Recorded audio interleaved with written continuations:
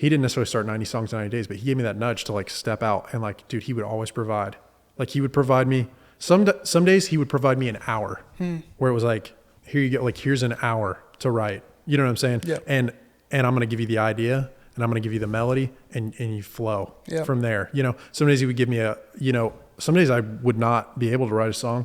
And the next day I would have somebody call me and be like, hey, you want to write tonight? Yep. Okay. So I'll knock one out in the morning and then write with you tonight. I'm caught back up. God just always provided. And I think it's insane when people make music and they don't think that God is involved.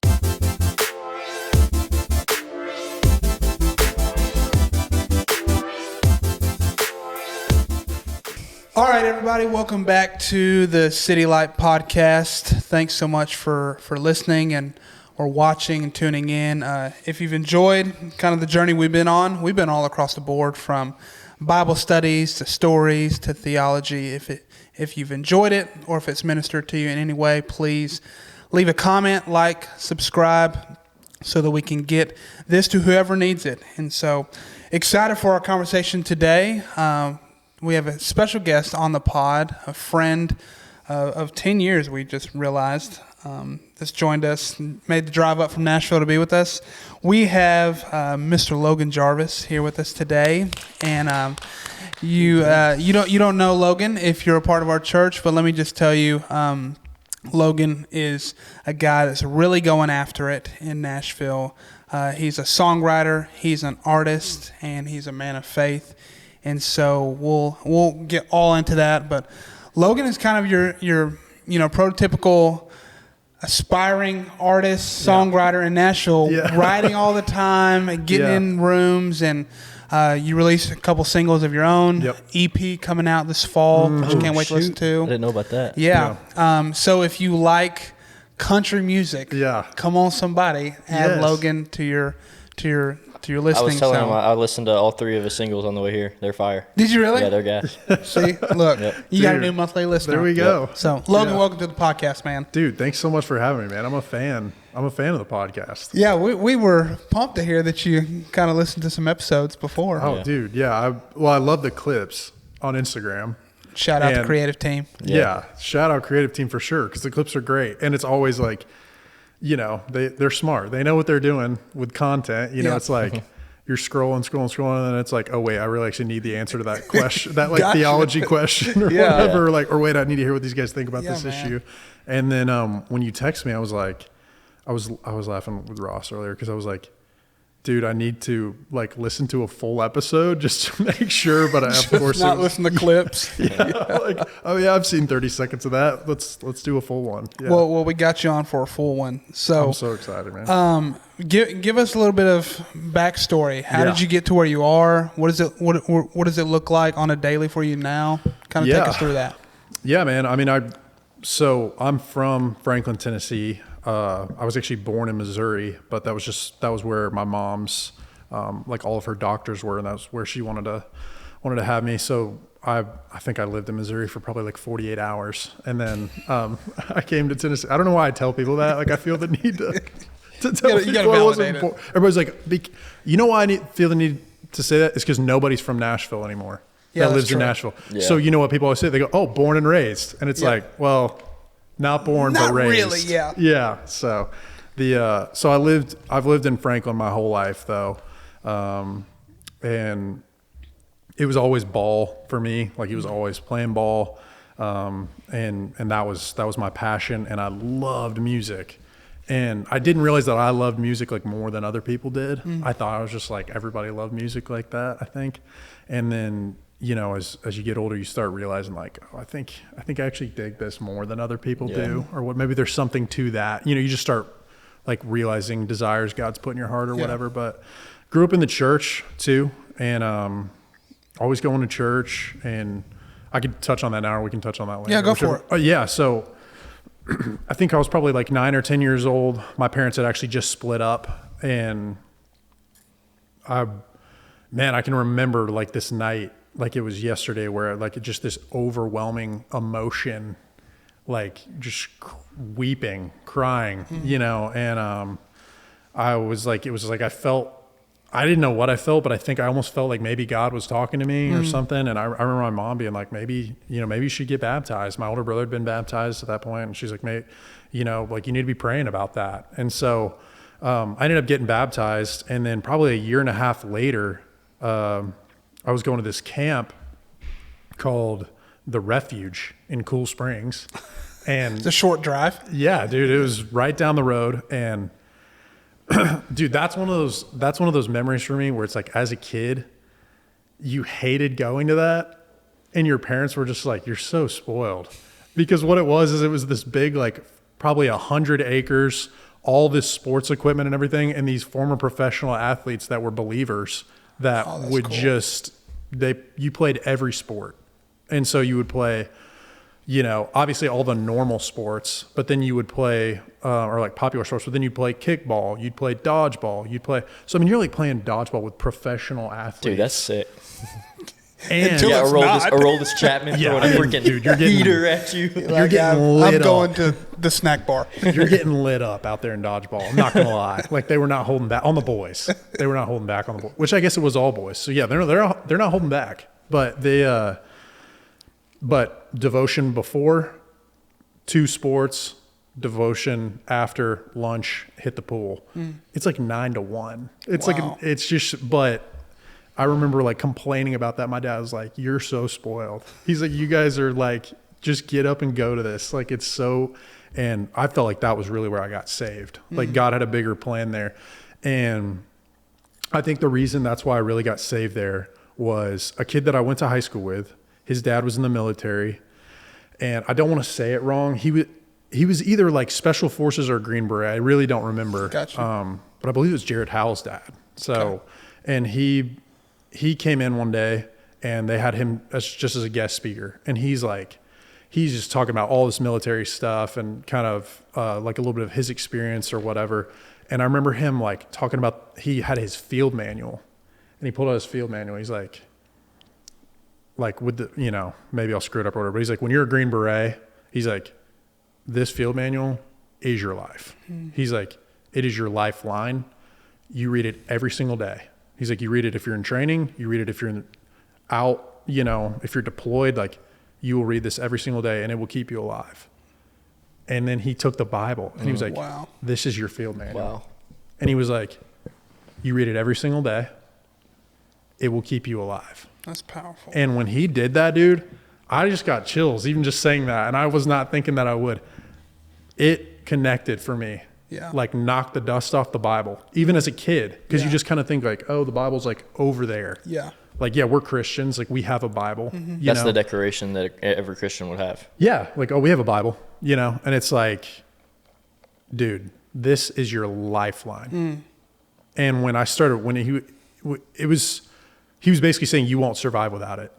And I was like, oh my gosh. And I just remember being like, oh, like, so these devotions are not just like, let's just get this over with so we can play basketball. Just a kumbaya yeah, service. or just like, we don't just like, yeah, we just feel good about it or whatever. This is real. This is the real deal. And like, and there's homework to be done. Like, I should be doing this by myself, And How old were you, did you say? I think I was 11 at the time. And which is crazy, dude. Like, as a man, like, you don't know what people are hearing. Yeah. You don't know who you're speaking to. I mean, that guy, he speaks to groups and stuff, but so obviously he feels led and feels passionate about it, but it's just like, you just don't know who you're hitting or the way that you're hitting them. Yeah. What's going to connect? It's crazy, bro. And throughout high school, my mom, my aunt, I call her my aunt. She's like my mom's like third cousin, and she's,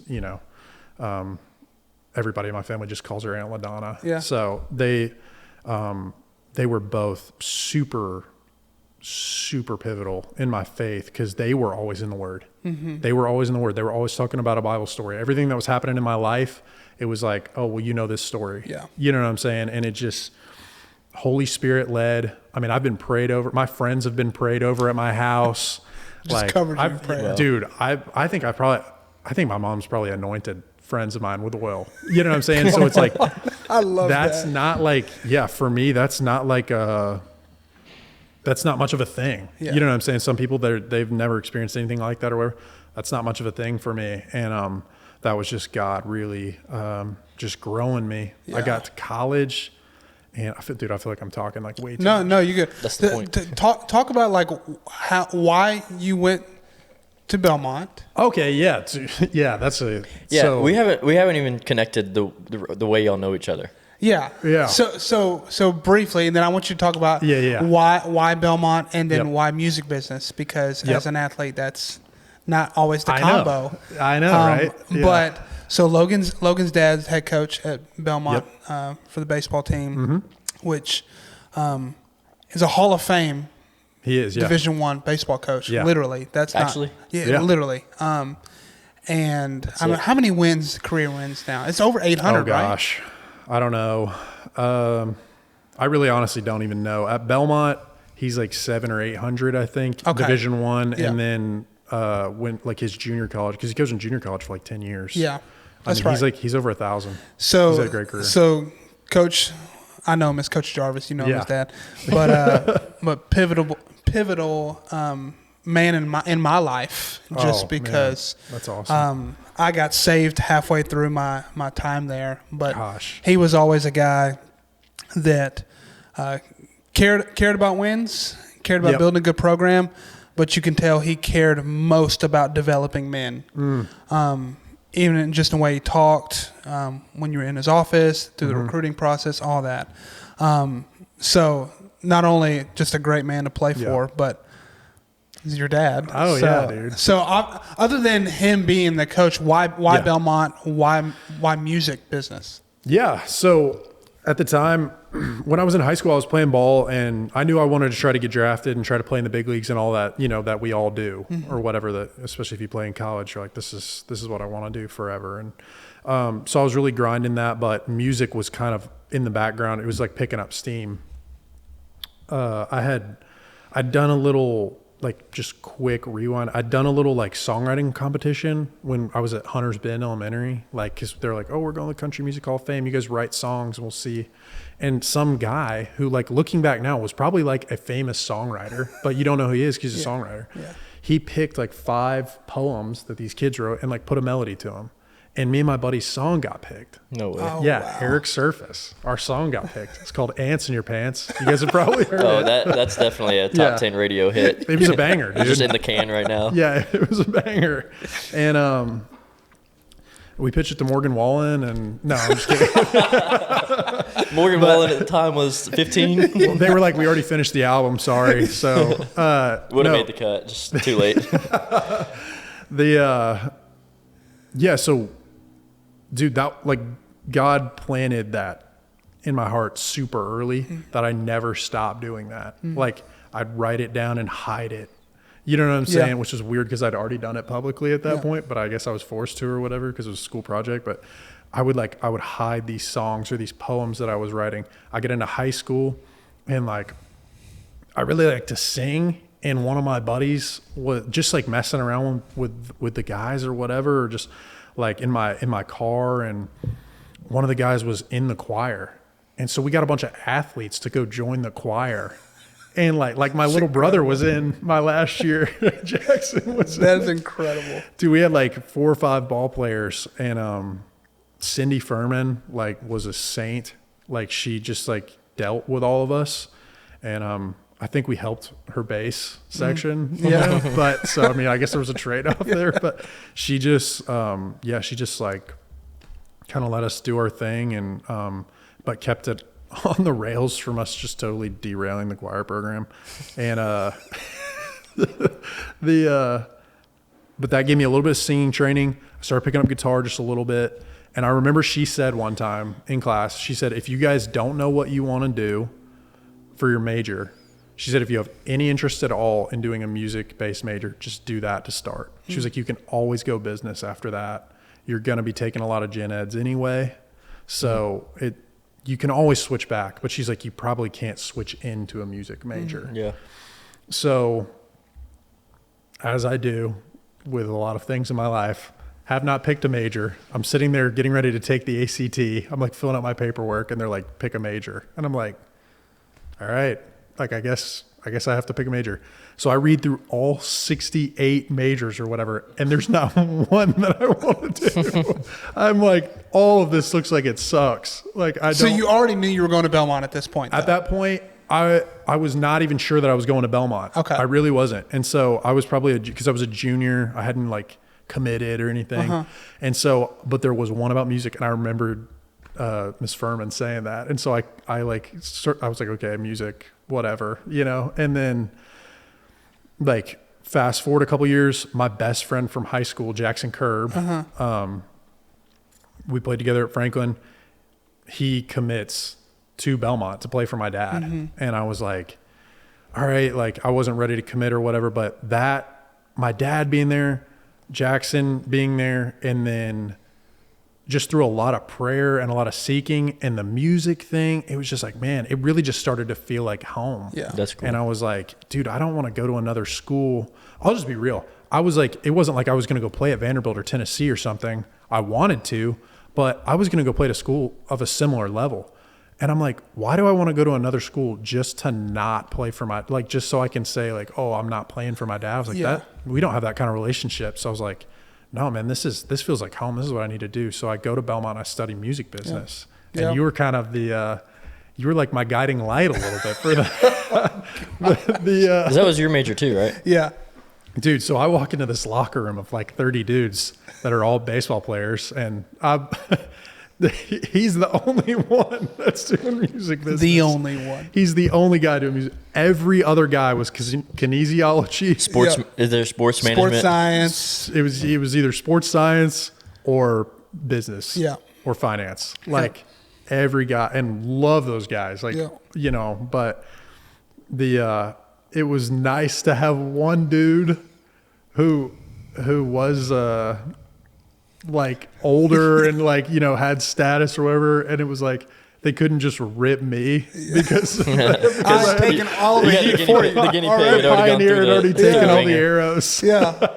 I crawled so you can walk, man. Yeah, absolutely. Standing on the shoulders. No doubt about it, dude. It's so funny, but that was real. Yeah. That was real. And like, and I want to say too, dude, because we are here and I'm so thankful to be here, and I'm so happy for you. It's so crazy when I sit and listen to like these podcast episodes or the clips or whatever, and like listening to like your wisdom and your knowledge of theology and everything. Like, it's crazy because it's still you, and it's not inauthentic at all, but it's like, dang, like I can just see God's growth, and and I'm like going like, this is crazy. And you were just really good for me at Belmont. You probably don't even know that, but like you were really good for me at Belmont because you were a music business major. So it gave me somebody that I was like, because dude, there's times when you're looking around, you're like, dude, nobody, like all my buddies, when we're registering for classes, they're registering so that they'll be in the same classes. Like, I'm not in those classes with them. I'm in like publishing or management or whatever, you know? And so it's like, you're just going like, it would be so much easier to just go business and just like hang with the boys or whatever. But I had seen you go through it, and I was like, okay, like I can do this, you know, like that was big for me. And then also, and you're going to laugh about this because this is hilarious. I have it, as your viewers know, I have a bit of an odd sense of humor, a little bit. I'm a little bit off center or whatever. And nobody would laugh at anything that I said but me, like in the locker room. And like, dude, I swear, like late first semester, second semester, because I was a freshman, you're a senior, you started like picking up on some of it. It's good. And like laughing. It landed. You started like laughing. And like, I remember a couple of times where you were like, hey, yo, did you just hear what this kid just said? And you would like repeat my joke louder to the older guys. Did they laugh when and I they would think it? It was funny. Like, you'd be like, yeah, he just said that. Like, you cited your sources. You were like, that's my joke, but whatever. No, dude, you would be like, yeah, he said that credit. or whatever. Yeah. And I'm like, dude, Brennan's like out here like, he's like really like believing. He's helping me out here. Yeah, like he gets it, you know. And yeah, it's just there was just a lot of that. And dude, your faith too, because one thing about you is like, I can remember like being at a party or whatever, and like you would be there, but you would be off to the side. You know what I'm saying? Yeah. Like you're not off to the side away from all the guys, but like you're not right in the midst of it, all the partying, all the drinking, like everything. And like you talked about, I think you said you got saved halfway through, and I'm there for the last year. Yeah. And I remember other dudes would point you out. Like they would be like, in a good way, they would be like, oh yeah, like he doesn't party anymore. Dang. Like he still comes, but he doesn't, XYZ or whatever. Like he got saved. Like people would always say that. They would be like, oh yeah, like he's like, like the legit born again Christian. Yeah, and a lot of people probably even said that and had no idea what that meant. They just picked up on the language. I was like, yeah, that's. And it was just like the change was so obvious for them that they had no doubt that, even if, like you said, even if they had doubts for themselves, they had no doubt that you were convicted. What's the story that you've told that it was, I think, your junior year, and you started hitting, like, just smacking them out of the park, like, left and right. Oh, gosh. And the guys knew that you'd gotten saved, and they were like, who is God? Because we need God. We'll start hitting dingers. We'll start hitting dingers if we get saved. It was a joke at first, because they're like, hey, this is a fad or a season. It's something that he's newly obsessed with. It's not a phase, Dad. Yeah, phase, that's the word. And then, like, things, which is so funny how everybody's like, okay, we're going to measure if something's good or not based off of the product on the field. Dude, that's how much baseball you play in college. Yeah. People don't realize it's like you play so much baseball that it's like, yeah, you'll measure your faith based off how you're hitting. Guys would come up and be like, hey, man, like being dead serious. Oh, yeah. You think you could teach me how to pray? Like I can do that, but I'm not sure if it's going to translate to your batting average. It's going to lead to what you're asking. You're not batting 1,000 just because you're praying. Yeah. You're still a bad hitter. Some things, but on his list of priorities, I don't know if your batting average makes the cut. Oh my God. Lord, let me throw a 105 mile an hour fastball today. Yeah, it's hilarious, dude. But okay, so you finish school. Yep. Yeah, finished school at Belmont. Only took me a little more than half a decade. So yeah, I was you were a forever. super senior. Oh gosh, dude, I was there for so long. I got the year after you left, my sophomore year, I broke my hand, and like 5 days before the season started, and I just sat the year out. So I redshirted the year, and I just caught bullpens. So me and Coop, shout out Cooper, we just caught pens, and it was, that was a good learning experience for me, and it got me to be an older player. My dad was like, I remember my dad telling me, he was like, dude, do you want to play this year? Do you want to play half a year at 20, or do you want to play a full year at 23? And I was like, maybe I would be nice at 23. Yeah. I I remember coming back and being like, Logan, you're still here? Oh gosh, dude. Yeah. What position did you play? Left-handed hitter.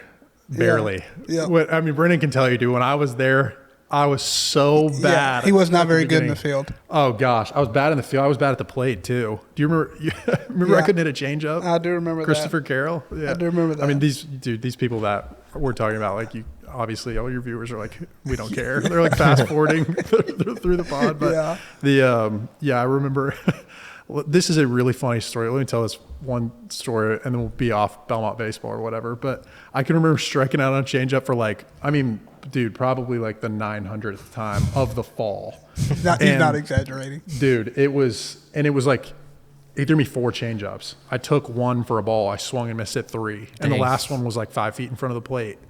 And Brennan, I remember Brennan's on my team. We're playing like inter-squad against each other. And he's like, you know what's coming, man.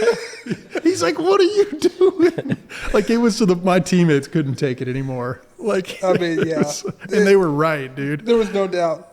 Nobody doubted what pitch was coming. It was the kryptonite. It was. Yeah, except maybe Maybe I was Superman on a fastball. I don't know. Maybe I do. The changeup for sure was the kryptonite. Yeah, changeup definitely kryptonite. Yeah, Not sure I was Superman on the fastball, but the dude, I got us off track right there. We were talking about I go to Belmont, break my hand, sit out a year. I end up COVID is like my 4th year. Dang, so you got 2 years. Yeah, I got that year back. Dang. And my 5th year, I was like all out. I was like, okay, like if I don't get drafted, like I'm done. Like I'm graduating. You know, I don't. And then I play that 5th year. I play well, dude. Like I have a good year, and I get nothing on the draft. Like not a phone call, dude. I don't get anything. And I remember I told the coaches, I was like, you know, I'm not coming back. You know, like thanks, but no thanks. Yeah. You know, I'm not going to be that guy. And dude, like 2 months into living in Virginia, playing summer ball, trying to get signed, I realized like, okay, I have no plan. I'm in the same spot I was as a junior in high school. Yeah. Mm-hmm. All I want to do is music or baseball. Mm-hmm. I'm not going to get to play pro baseball. So I got a coach, which means at that time I was like, I need to get a master's, or I need to like have a publishing deal. And I have not written enough songs lately. So I called them up. I'm like, can I come back for my 6th year? Like, sorry. And they're like, yeah. They're, you know, Smitty. Smitty's like, absolutely, man. So 6 years in college. I go back and I play a 6th year, and I live at home because the housing had already filled up at that point. I was just thankful they took me. So I live with my dad. So one of the players is living with the head coach, who is his father, just to make that dynamic. I mean, it's hilarious. I didn't know that. And I'm just like writing songs at night, you know, or whatever, and then playing ball. And man, we had a great year. We went to the conference championship game. We won the league championship for the regular season, all that stuff. And then coming out of that, I finished my master's program. So I actually did 7 years of school. Unreal. Good Lord, dude, I could not do that. Oh my gosh, I could not do it. Well, you could do my master's program. Trust me, It's cakewalk. Yeah, it was Dr. Pete's. It was not. It was easy. It was good stuff. Yeah, it was good stuff. So and that kind of got me into coaching and everything, just side gigs to just write more songs, because it was really becoming evident to me that I was like, okay, it's coaching or writing songs. I was doing more and more coaching now that I was done playing.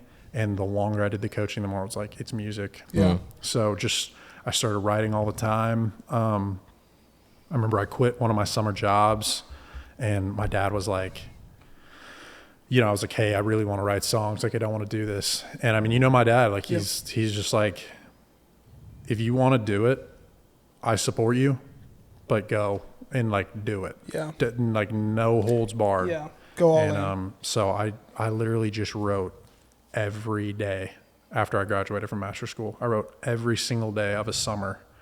What did you learn through that process? The number one thing I learned through that process, which is just the perfect place to share it, because it is the truth, is that God will provide. Because I called it 90 songs in 90 days. And I wrote or co-wrote on 90 songs in 90 days. And you posted all of them, right? I did, yeah. And I did not post them within 90 days, but I did post all of them like within 3 or 4 months. That is bananas.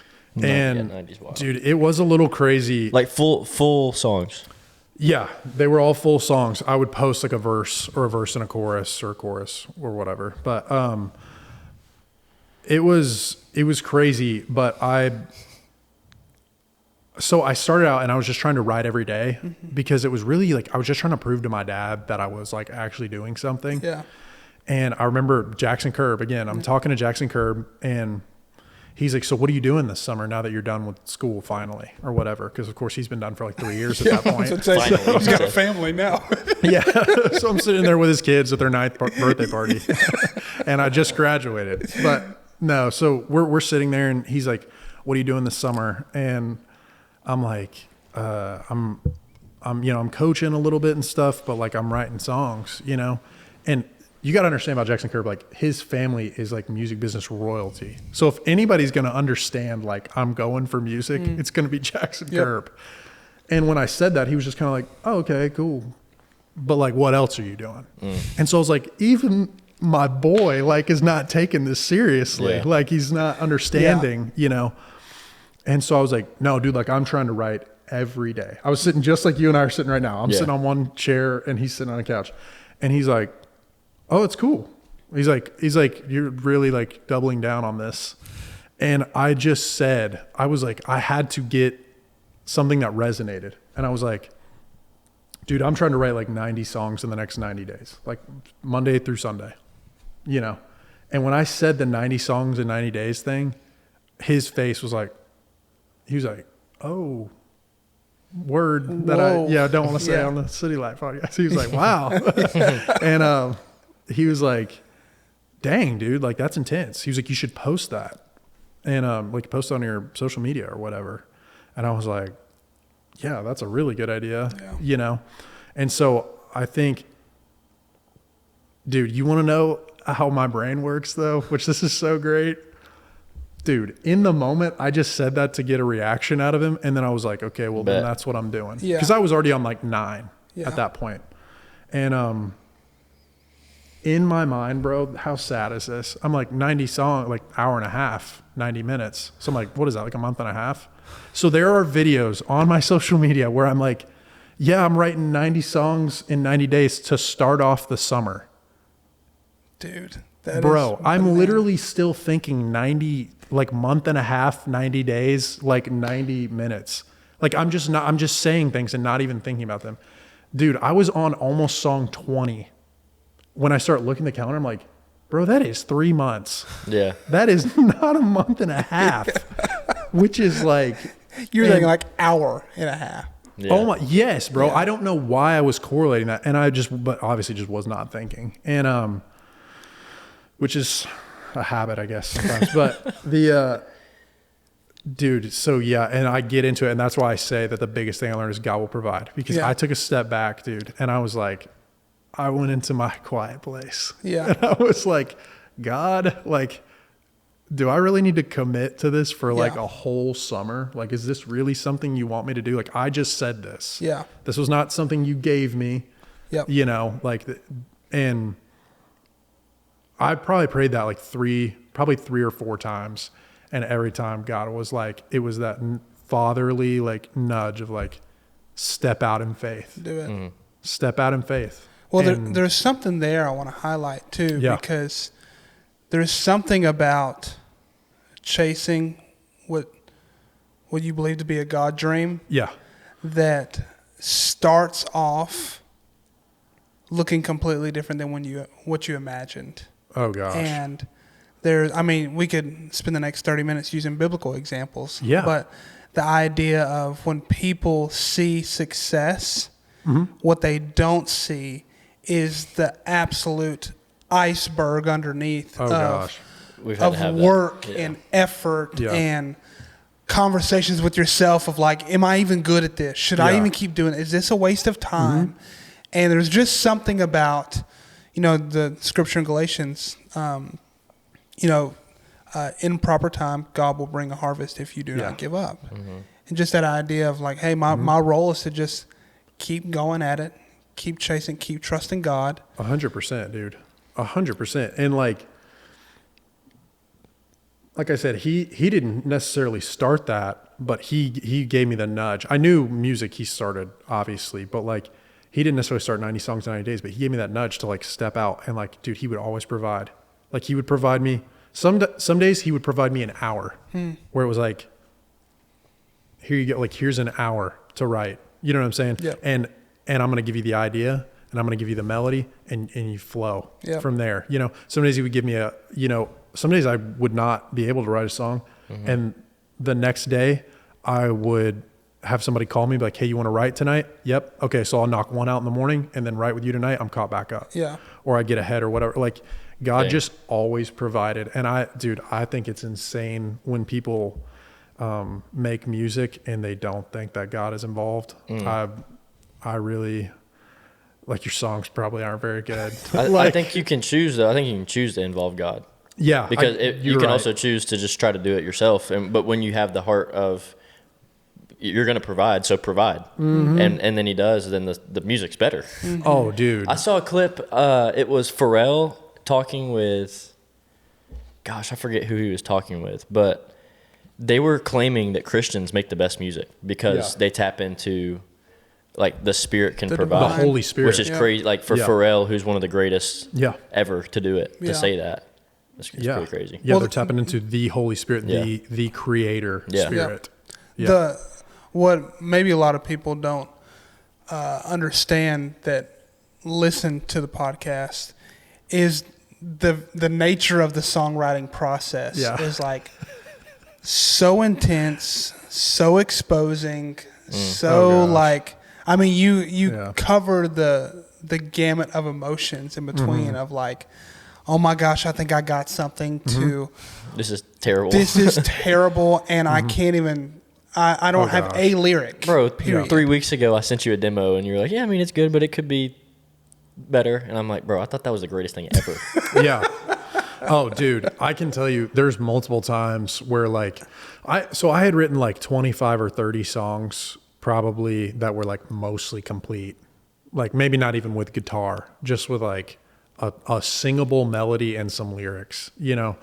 And I can remember telling somebody like at Belmont, one of our friends, actually Hope Shimshak, who was the manager for the baseball team and now is in music management. I can remember telling her one time, I'd be like, yeah, I've probably got like 25 or 30 songs like that I would be willing to show like a publisher, like if they wanted to see them, you know? Wow. And you're just like, I think probably like song 13 of my first 25 songs, I can remember like talking to my buddies like at home and being like, this is the one, guys. Mm-hmm. Yeah. Like this is the one that changes it all. I did want to ask you, from 90 songs, are any of those the 3 that you have out that I saw on Spotify this morning? That's such a good question. I don't know, dude. 2 of them are definitely not. There's one that could be. No, dude, you know what it is? I think one of them, the one that just came out, Running After, who I actually ended up finishing that song with Ben Becker, who produces my songs and is such a good friend of mine, but he is an incredible producer. And the original, we basically went back and fixed the verse. So I just could not get the second verse for years. I could not get it right or whatever. When I originally wrote it, I think I wrote it right before 90 Songs in 90 Days, actually. Dang. And then I took a break and I was like, oh, I can't count that one. Yeah. It was like 2 songs in 3 days or whatever. And then like I took a break and then I started writing. Mm-hmm. I think that's such a good question. I need to look back at my videos. I just wonder, dude, like when you hear somebody say that they have that many songs in the can. Oh gosh. And then like I've seen 3 of them out. I just wondered what prompted you to pick those 3. Oh, dude, I think that's a great question because, dude, when you're doing an artist thing and, you know, when you're taking your artistry to the level of like, okay, now I'm going to put my name on it and I'm the singer and everything. And, I'm going to either put the money behind it or get it funded or ask my parents for the money or whatever. When you're doing that whole thing, I'm going to promote it. It's another level of commitment to a song. And so I think the reason that I picked these 3 songs, like I want to write songs that move people or make them move. Like those are the songs that I love. Cool. I like that. I want it to move you or make you move. Yeah. Like I don't want to put a song out just because it sounds like country radio. Mm-hmm. I don't want to put a song out just because it sounds like it competes. Yeah. I don't want to put a song out just because it honors, you know, like a tradition that I love in country music or whatever. It's like, no, dude, like if you're going to put a sad song out, like touch somebody, you know? Yeah. If you're going to put an upbeat song out, like don't put it out cause it's tempo, put it out cause it's a banger. Yeah.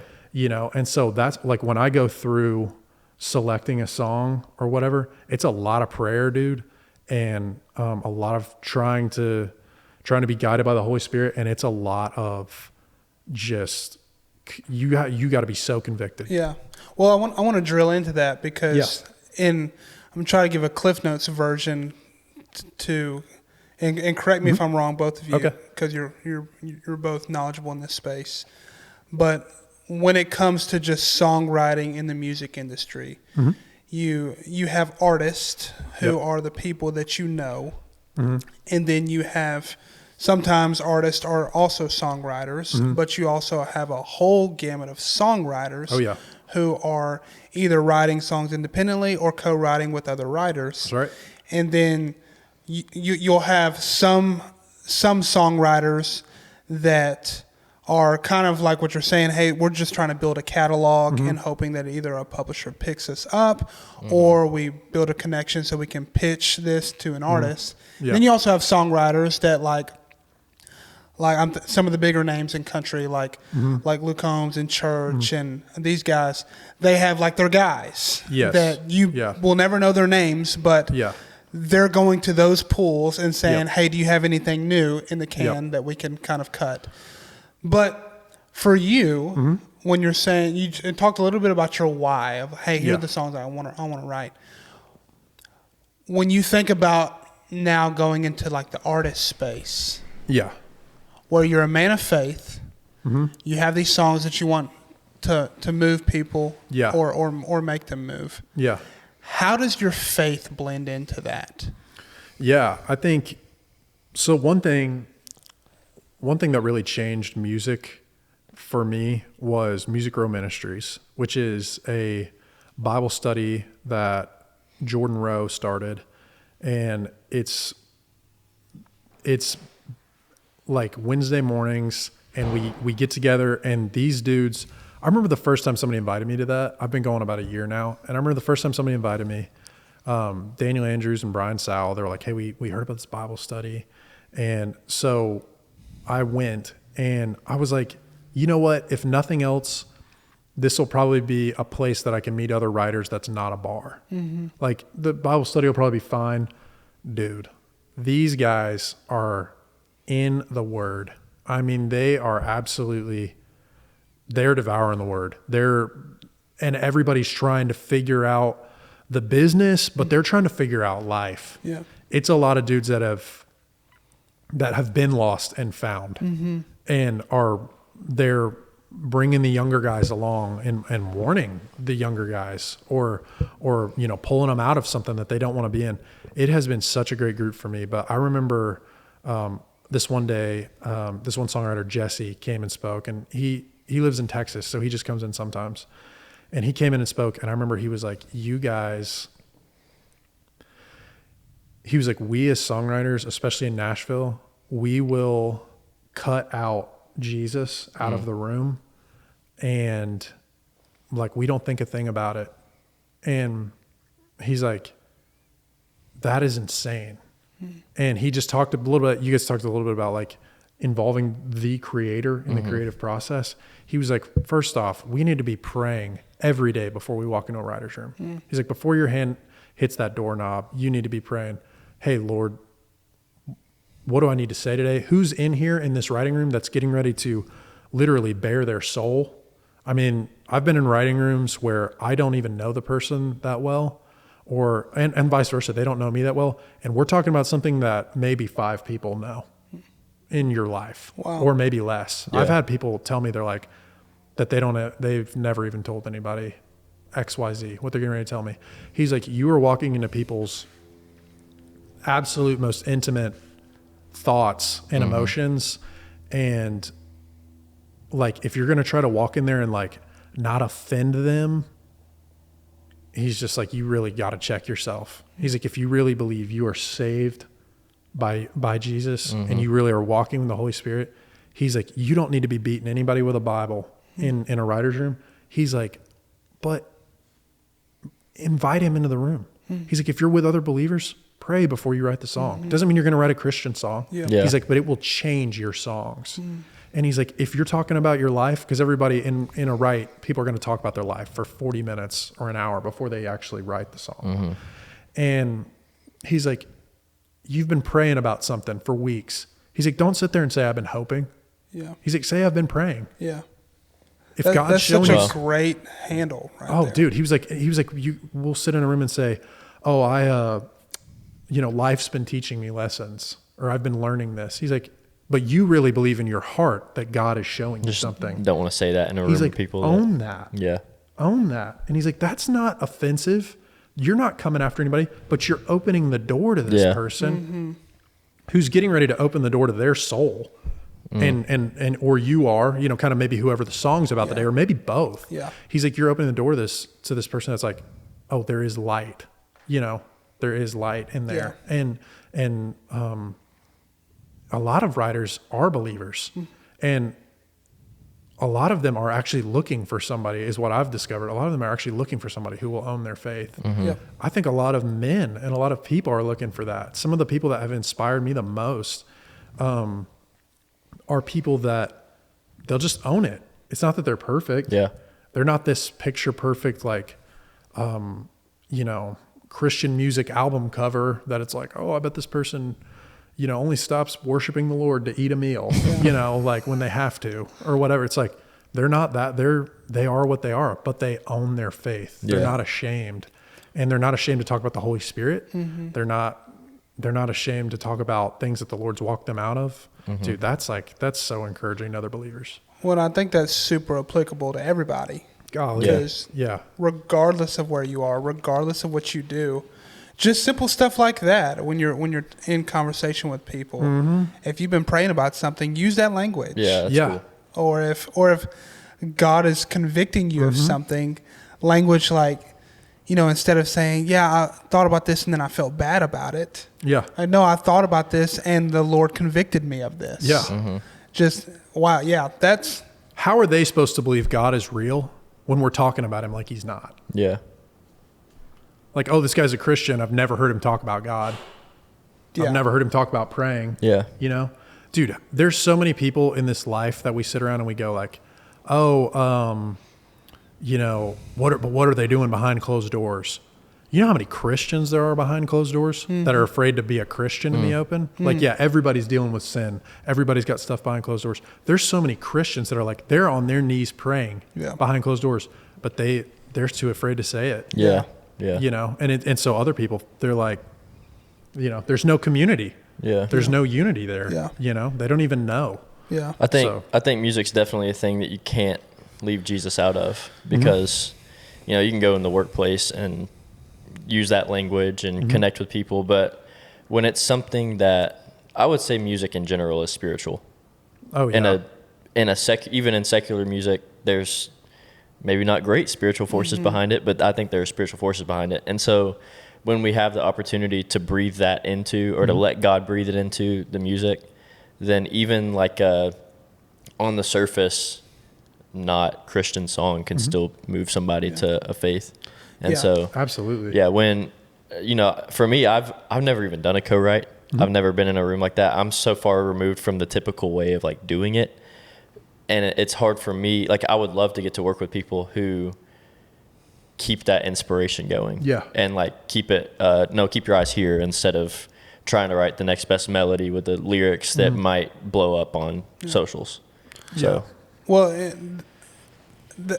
I want to ask a question that may seem not spiritual, but it's true. Yeah. How do you balance trying to write songs that are true to your faith, but also knowing, hey, if I structure a song like this, if I build this song out instrumentally, lyrically, the mathematics like this, of it, then this might get picked up.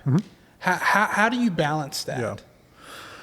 Yeah, well, the first way you balance is you write a bunch of songs and screw it up a lot. You know what I'm saying? I mean, seriously, like, you just, dude, this is one thing. I try to study songwriting. I think you're the same way. Like, you try to study things that you're passionate about or whatever. And one thing I really learned when I was digging in on, like, Miranda Lambert and her artistry has been like something that's really inspired me, which a lot of dudes like wouldn't even want to say that, but I just don't care, dude. Like, I don't, like, guy singer, girl singer, like, I don't care, dude. Like, if I think it's great or it moves me, like, I'm in on it. And she's been such a huge inspiration to me. And like, when I dig in on a lot of her songs, like, and I dig in on like what she would say about the songs, like, I was picking up on this theme of like, and she may have even said it verbatim, this has been years ago now, where it was like, songs are a snapshot. Because, dude, if you're like me, like when you first started writing songs, or same for you, do you ever feel bad about writing a song? Because you're like, I'm a Christian. Like, how can I, this is forever. Yeah. Like, how can I say, and like when I started realizing, like, if somebody walks in this room right now and they just take a snapshot of us, like, yeah, a picture says 1,000 words or whatever, but it's a picture. It's not the whole story. It's one, millionth of the scenes and one perspective of 1 millionth of the time that we sat in here together. Right. And so I was like going like, that's why honesty is really so important in the lyric game, and especially in country music, is because it's like, can you tell the story of how you felt in that moment from your perspective? Yeah. That one moment. And most of the time, we struggle to do that because it's painful to say what we really thought and what we really felt. Say what you want about Taylor Swift. That's how she's made a living, really, is like, you look at that song Back to December, that song, she talks about memories and things in that song, but the actual timeline, the chronology of the song is like 10 minutes, maybe. She's just talking about 10 sitting down, life. seeing this person like walk into a restaurant and then sitting there and talking with them. And I don't even think there's like a resolution. Yeah. But she is able to savor every emotion that happens in the first 10 minutes when you see somebody again. And it's so honest. Yeah. That's why it connects with people. So I guess that's a roundabout way of answering your question of where it's like, when it's not a Christian song or not a Christian thought, how do you balance honesty? Yeah. Because you look at the Psalms in the Bible, and there is some stuff in there that you would not feel good about even reading to your Christian friends. You know what I'm saying? Or I think maybe Proverbs has some of that too, where it's like, but it is so honest. It's so honest, and that's why it connects. Yeah. I think honesty, definitely, authenticity is connecting at a different level right now.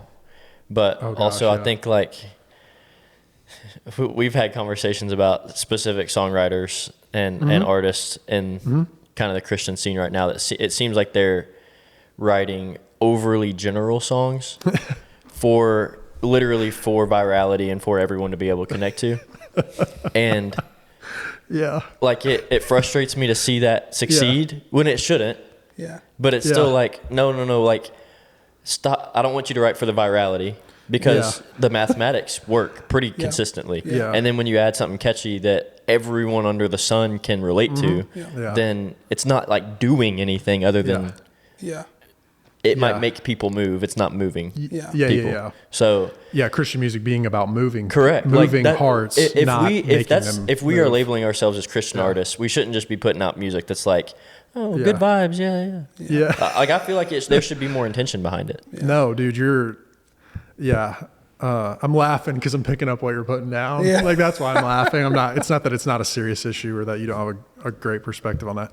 I think that is the battle right now, is in the Christian music space, which I'm not in, but I have some friends who are, and I watch them, and dude, they're like wrestling with that. Like, it's they're hard. Struggling with that because I think they feel that mantle of like, dude, I'm trying to represent God's name. Yeah.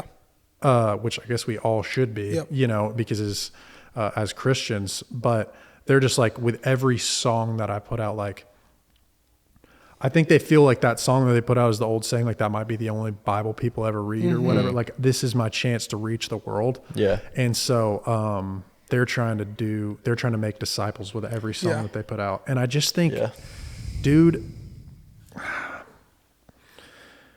one thing about music is, especially popular music, I follow this guy that my cousin sent me a while back. His name's Logan Jarvis, and he's a songwriter and a producer in mostly like the pop and rock world. But he talks about, he's like, the song that resonates the most is the best song. He takes a different approach to where like most songwriters are like, oh, the best song is the best song. Yeah. He's like, no, the song that resonates the most is the best song. Well, and so I think that is the one place where I'll like, I'll just like add to what you're saying is Yeah. I'm going like, if it is resonating at such a high level, Sure. then I think we need to at least be asking, why is it resonating at such a high level? What is it about this song that is connecting with people? And maybe it's just as simple as like TikTok and melody and things like that. But maybe it is something deeper. You know, I don't know. Yeah. I don't know. That's such a good. Well, I think topic. too that you know, I'm thinking of 2 artists specifically, but like to gain the perspective, knowing my approach isn't the right approach. It's just an approach. Yep. Because if you think about these, I'm thinking of 2 of the biggest artists in Christian music right now, and they're like almost like a gateway into Christian music for people. Yeah. And it's like, okay, well, maybe they needed that.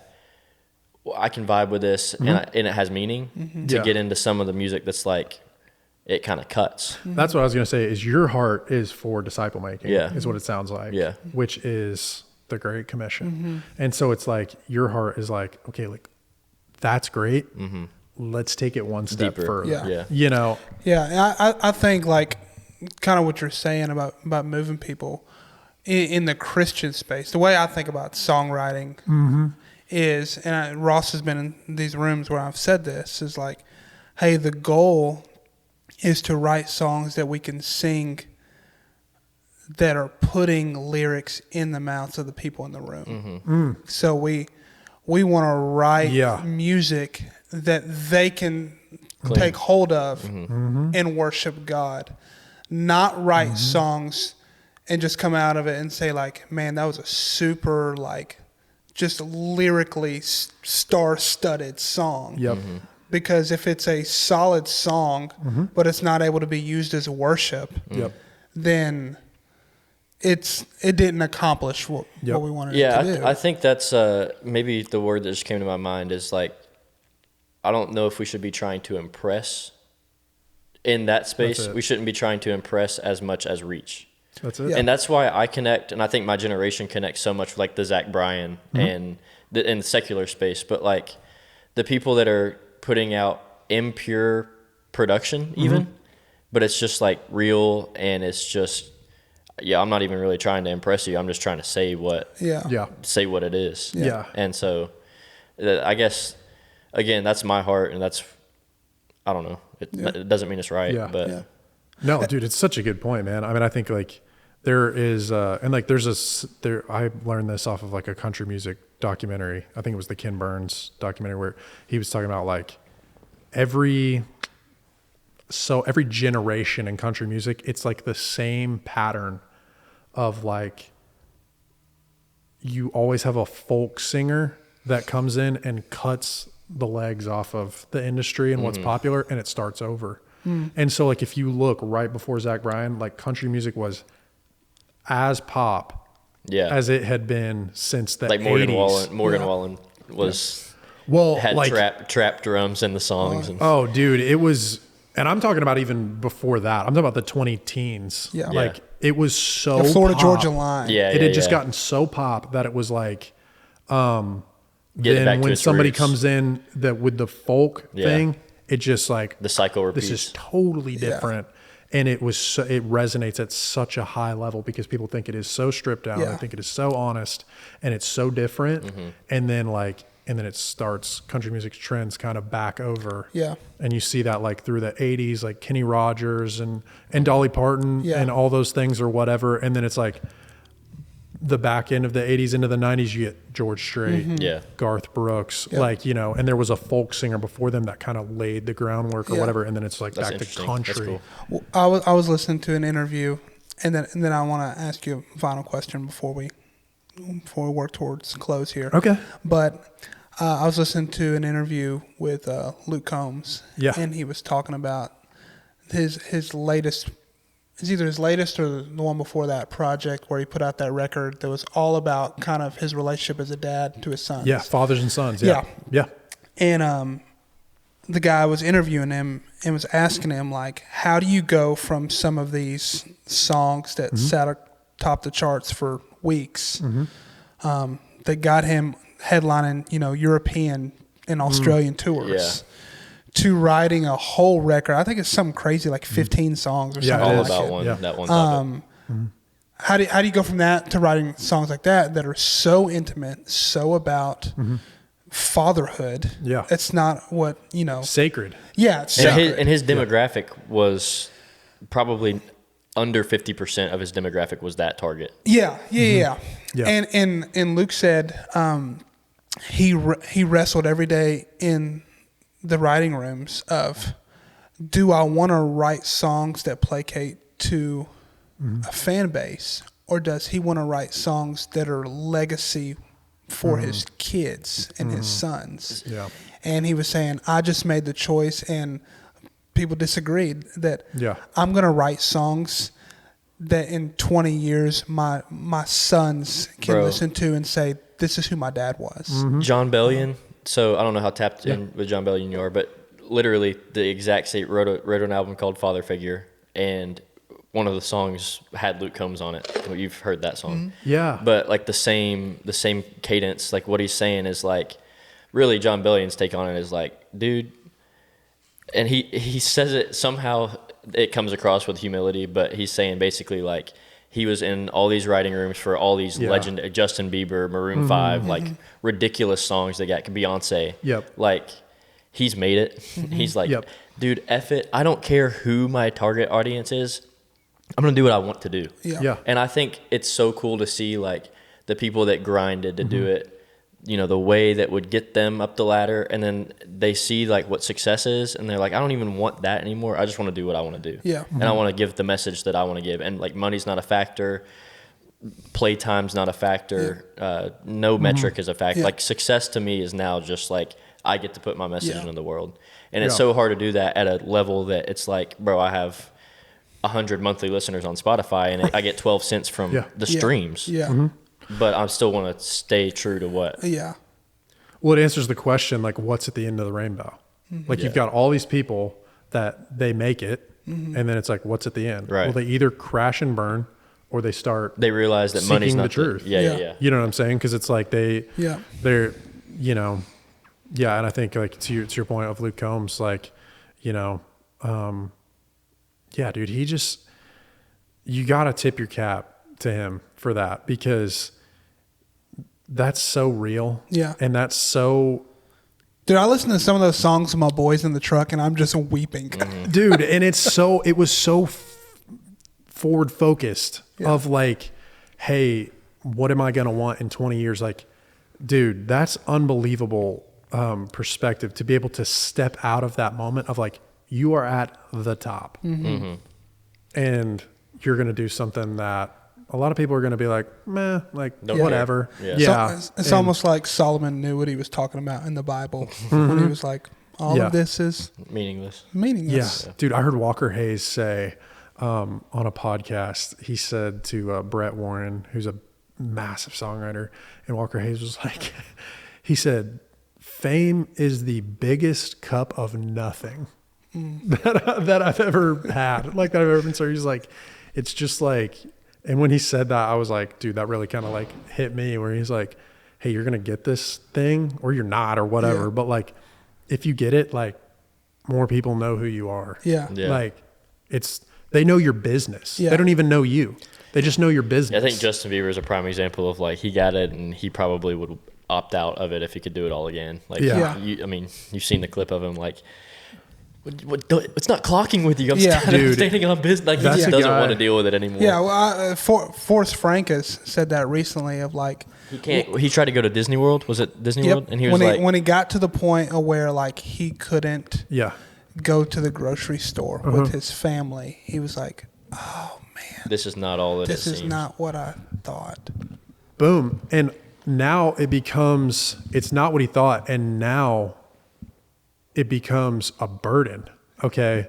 So now it's really like, it's weighing you down, and you're like, that's kind of, I don't know if this is biblical or whatever, but this is kind of like where my mind goes. I'm like, okay, well, if you have this thing and it's a burden now, then it's like, give it to the Lord.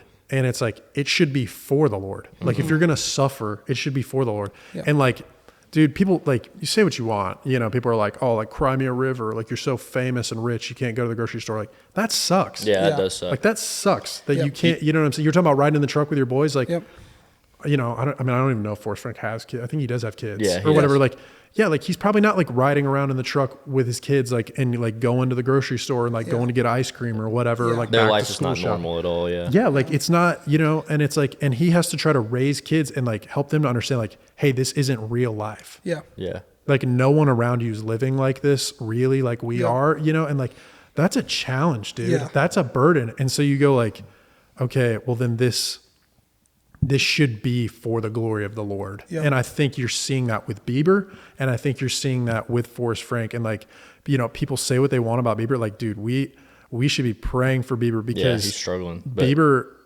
whatever is going on right now, that guy, I have never seen an artist of his magnitude of success, fame, whatever metric you want to talk about, sit there and tell Zane Lowe on an Apple Music podcast, I want to be the Holy Spirit, or I want to be the father that the Holy Spirit leads me to be. Like, I'm not concerned about my generational issues. If I'm led by the Holy Spirit, I'll be the father that I'm supposed to be. And you're like going, that guy is laying it on the line. Yeah. Like, you know, everybody's been talking about Charlie Kirk. Like Charlie Kirk, say what you want about Bieber or Kirk or any of these guys. They went out, like Kirk went out with his boots on, like laying it on the line for the gospel. And you're like going, how do you not want that? Yeah. You know, like like I said, say what you want about the rest of their lives, but it's like those guys have a burden. Yeah. And I believe they're trying to make it for the glory of the Lord. Yeah. So final question. Yeah. What are you learning about yourself? What is God teaching you about yourself in this season of your career? If you could distill it down to like two things that you think would be applicable or minister to a listener. Okay, like the first thing, and this may be the only thing or whatever, but definitely one thing that I'm learning is how to glorify the Lord is not the way that I thought it was when we were playing baseball at Belmont. I thought glorifying the Lord at Belmont baseball was like, like loving on your guys and all that stuff and like fighting for your guys. But like, dude, like go out there, play really well, like make sure, you know, and I think Tim Tebow's the real deal, but like Tim Tebow, like give the glory to your Lord and Savior in an interview or whatever. Like, and I thought that was really like glorifying the Lord. And even that didn't really, in my mind, I was like, that doesn't really make a lot of sense, but I think that's how you do it. That's not what it is, I don't think anymore. I think glorifying the Lord is every day are we making disciples. So if we're making disciples, first off, are we living a life that other people are going to be like, oh, I want what they have? Very good. Because if you're not living, if you're not baptized in the Spirit and we're not living like that, like people aren't going to want what we have. They're like, oh, they're just like everybody else. Okay. And then are we making disciples? So are we making relationships, not disciples of us, disciples of Jesus? Are we in our word so that we can help others? Like, oh yeah, here's what you need to know. You know, are we doing that every single day?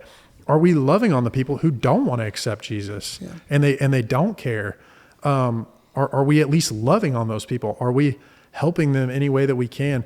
Are we doing that every day to the most clout, you know, and just like famous person that we know, and to the least of these? If we are doing that, it's going to be okay. And music will be whatever it's supposed to be. Like if God has this for me for 100 more days, and it's just doing stuff like this and just trying to love on everybody and love in these rooms and pray with people and whatever, it's like, then that's what he had it for. And if he has it for a massive award show and all this stuff or whatever, like some huge proportions or whatever, well, it's probably not so that he can make me famous. It's probably because there's somebody that in order for me to get to that person and be able to have a conversation with them or love on them or disciple them or whatever, he needed me to be in that spot. Platform you. You know what I'm saying? He had to do whatever, you know, and then it won't last forever. It won't last forever. You know what I'm saying? So it's like, like I said, we could go at any moment. You want to go out with your boots on. I think that's what he's teaching me right now is it's like, hey, your moment is now. Like you glorify me now. You know what I'm saying? You and I are in relationship intimately right now. Yeah, like don't wait. it's not in front of a camera 20 years down the road. It's then too, if that ever happens, but it's right now. Yeah. Yeah, it's good. I love that, man. dude. Really good. Well, dude, thanks for hanging with us. Golly, Making the dude, trip up. this has been so fun. Yeah, I think, been good. I think this podcast is great. I love that this is, I love that you guys are three guys that are just diving in and tackling the toughest questions of life that people have been searching for forever. Yeah. And you guys aren't coming at it from some point of view of like, I know better than you. You guys are like really wrestling with the scriptures. You guys are praying and you're really seeking the truth. And it's so authentic, dude. So I love it. Well, thanks for being here. Yeah. We're praying for you. And Thank you, man. Praying that God's hand would be on you, and that not only would He give you influence and favor with people, but that knowing your heart, that He'd give you influence and favor in your career. Yeah. Dude. So that you give Him the glory for it. I appreciate it, man. Same for City Light, dude. I'm praying for you guys and so excited with what you guys have going on. Thanks, dude. Thank you. Ross, pray for Logan, Yeah. and then wrap us. Yep. Lord, thank you for the chance that we got to talk to Logan today, going into depth about life and about, the feelings that we feel and the things that we deal with, but specifically for Logan and his career, grinding to try to find the lane and consistently seeking you and keeping his eyes in the right direction,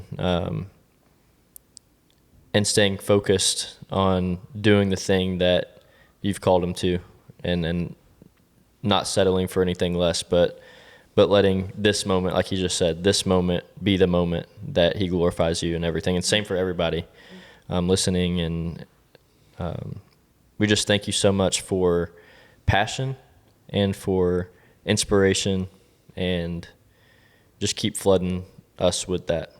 In Jesus' name, amen. Amen. It's awesome, dude.